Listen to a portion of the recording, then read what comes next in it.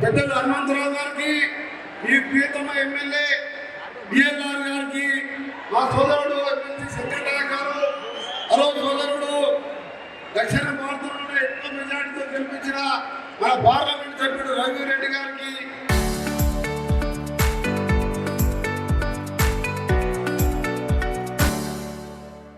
వేదిక మీద పెద్దలందరికీ మీరందరూ కూడా నమస్కారం తెలియజేసుకుంటూ, మీరు ఎక్కువ మాట్లాడకుండా ఈరోజు మిర్యాలగూడ ఉంటే మిర్యాలగూడ పట్టణం వల్ల మిర్యాలగూడ కాన్స్టిట్యూన్సీ అన్న గౌరవ ముఖ్యమంత్రి గారికి ఒకటే చెప్పేది, ఈ ఏషియాలోనే పెద్ద రైస్ ఇండస్ట్రీతో పాటు ఇక్కడ అంతా కూడా వ్యాపార వర్గాలతో పాటు ఇక్కడ అంతా రైతులు కష్టపడే రైతులు ఉన్న ప్రాంతం ఇది.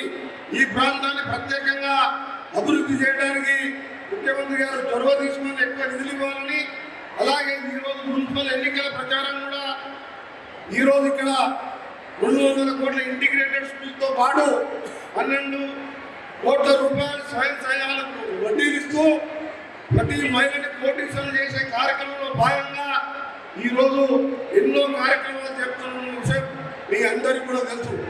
అందుకనే సోదరులారా, ఈరోజు ఒకటే ఆలోచించుకోవాలి, గత 10 సంవత్సరాల పాలన ఏ విధంగా ఉంది, 26 మాసాల పాలన ఏ విధంగా ఉంది.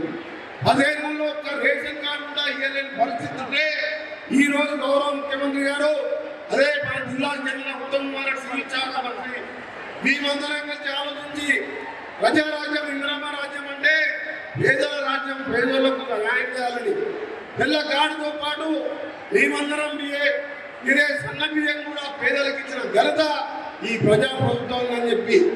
Local to global news at your finger tips. మీ చేతిలో ఒక ఆయుధం. Download raw TV app. Media legend Ravi Prakash is back.